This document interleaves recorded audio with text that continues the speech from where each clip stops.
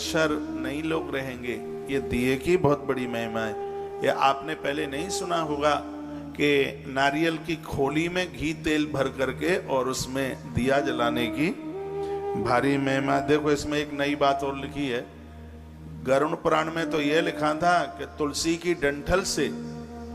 डंठल से एक दिया जलाते हैं तो उसका फल 10,000 दिए के बराबर है।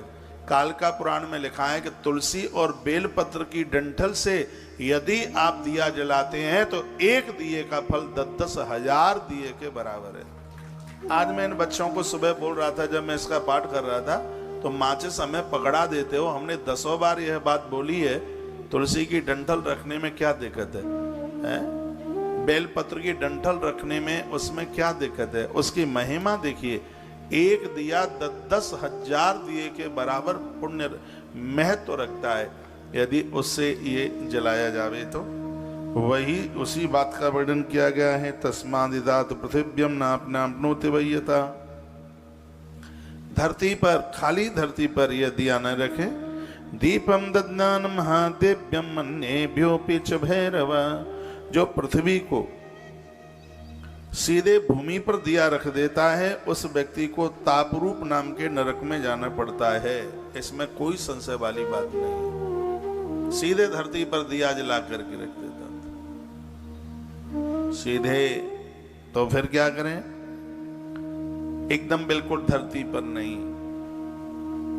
मैंने बहुत बार बोला है, जब आप देहली पर दिया जलाइए, एकदम सीधे आप जमीन पर उसको रख देते हैं, उसके लिए बिल्कुल मना कर दिया गया। और ये नित्य का जो रोज का दिया है, अब वो दिवाली पर आप हजारों दिए जलाते हैं, ये मैं उसकी बात नहीं कर रहा हूँ। ये रोज पूजा में जो दिया जलता है उस बात के लिए मैं आपको निवेदन कर रहा हूँ, या आप अखंड जोत जला रहे हैं उसके लिए मैं आपको निवेदन कर रहा हूँ। इसमें वर्णन है कि उसके नीचे अन्न के कण होने चाहिए, ऐसा वर्णन किया गया है। और तत्पश्चात फिर एक और नई बात सुन लीजिए। न मिश्रीकृत दीपस्नेहघृतादिकम। कभी भी मिश्रित चीजों को मिला करके दिया न जलाएं। जैसे घी और तेल दोनों को मिला करके धोखे से भी न दिया जलाएं। कभी कभी आपको यह लगे कि चलो घी कम हो गया, अब घी तो है नहीं, चलो उसमें तेल डाल दो, ये अपराध हो जाएगा। और आप तेल का दिया जला रहे हैं, फिर सोचेंगे तेल खत्म हो रहा है, चलिए इसमें घी डाल दें, तो उसके लिए मना कर दिया है। कर्ता मिश्रीकृतम। मिश्रित जो सामग्री है, जो घृत तेल को दोनों को मिलाकर दिया जलाता है, वह अंध तामिश्र नाम के, वह तामिश्र नाम के नरक को भोगता है। तो इसलिए ये मिला करके, लोग तो मुझे सुन रहे होंगे तो कह रहे होंगे आदमी पागल हो गया है क्या ये? हाँ, पागल तो हो गया हूं, लेकिन कपड़े नहीं फाड़ता। अच्छा, मैं पागल हो गया हूं तो तुम ज्यादा समझदार हो क्या? कोई दुकान छोड़े बैठा है, कोई मकान छोड़े बैठा है, किसी बहनों को पियर जाना था, सब छोड़ छाड़ करके और यहाँ आके बैठे हैं, तो ये महफिल तो पागलों की, यहाँ सब पागल हैं। यहाँ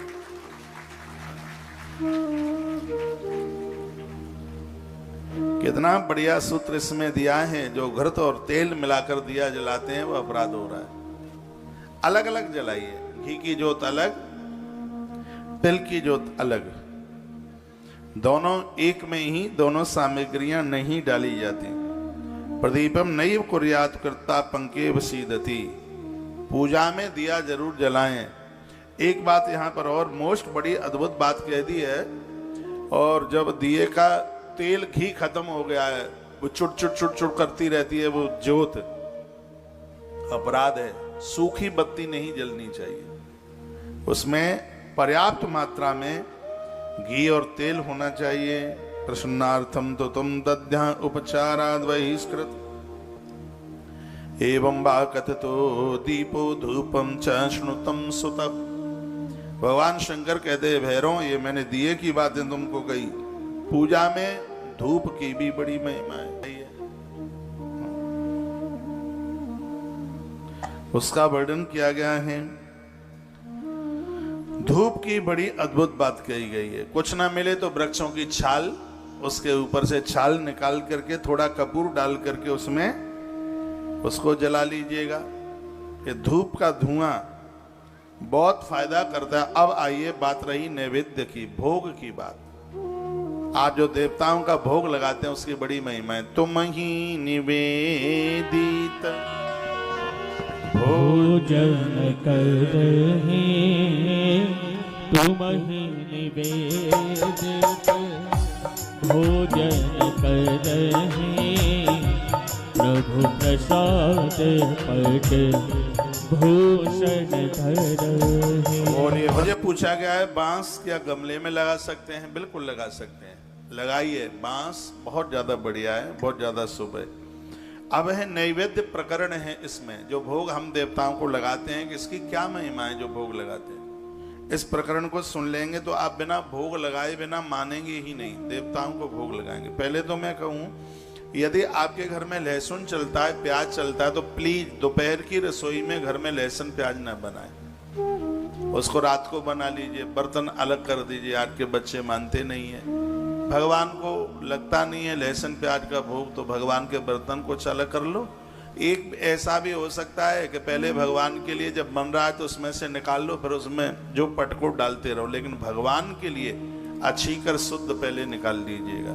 नहीं तो दोपहर में लहसुन प्याज ना बनाओ तो और ज्यादा ठीक है। आप कहोगे लहसुन प्याज ने क्या बिगाड़ा है?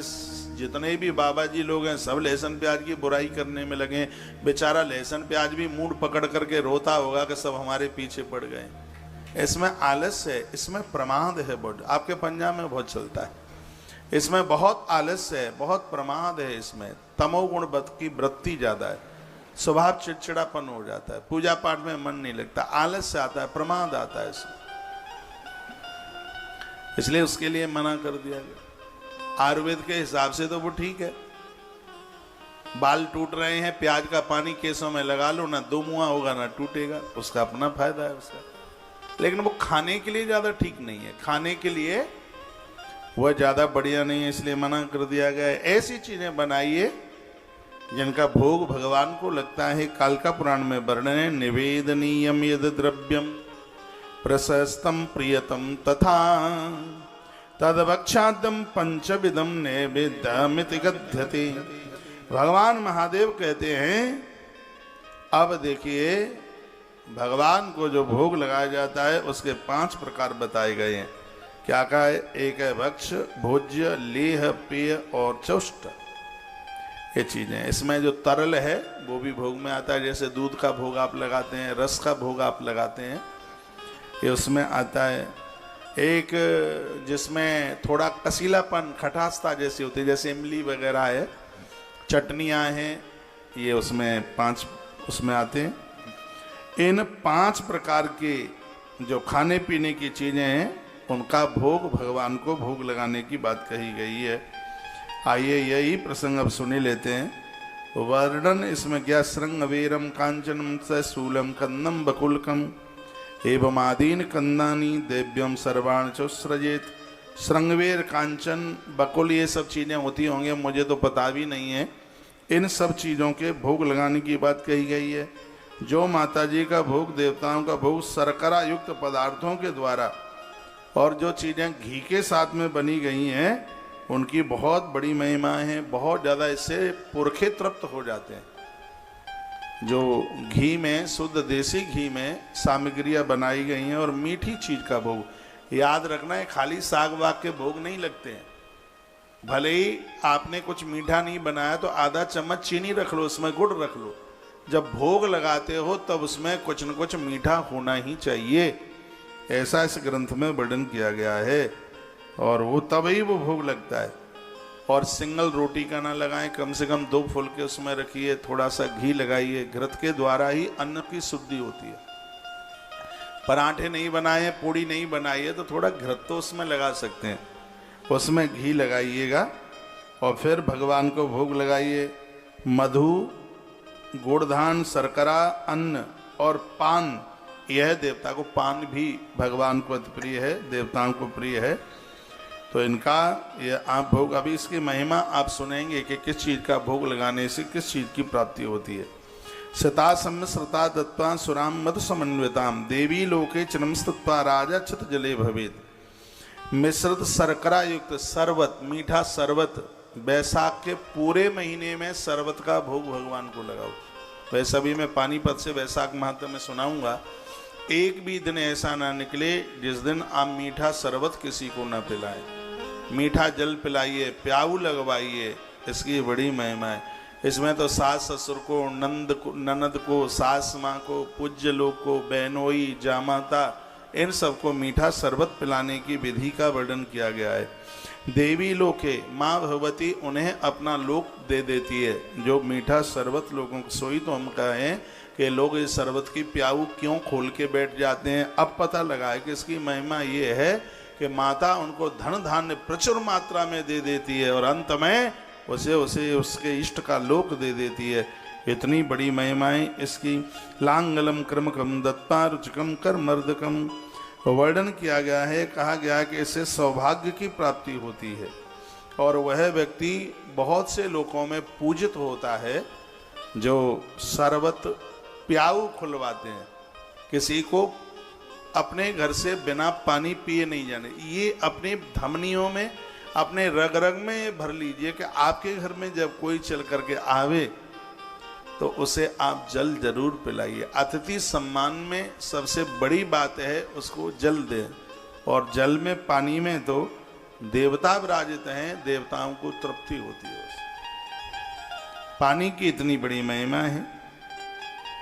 यदादिनतम सर्वाणी था योग्यम नवेदयेत वर्णन किया। देवताओं को उड़द की दाल, मूंग की दाल, तिल, ये सब चीजें उनको खूब समर्पित होते हैं। भले ही किसी भी प्रकार का द्रव्य अच्छा भक्ष्य क्यों न हो, इतना बस ध्यान रख लीजिए हमारे ग्रंथों में जिसकी चर्चा की गई है उन्हीं चीज़ों का भोग भगवान को लगाइए। आप मानते नहीं, आप चाय का भी भोग लगा देते हैं। भगवान को चाय पीने की आदत है ही नहीं उसे। हाँ? कृष्ण राज्य में माखन मिश्री, राम राज्य में घी। आज पानी जैसे पीते हैं, त्रेता में लोग वैसे घी पीते थे और खूब मक्खन चलता था द्वापुर में। कृष्ण राज्य में माखन मिश्री, राम राज्य में घी, और कलयुग राज्य में तो तातो पानी सो फूंक फूंक के पी।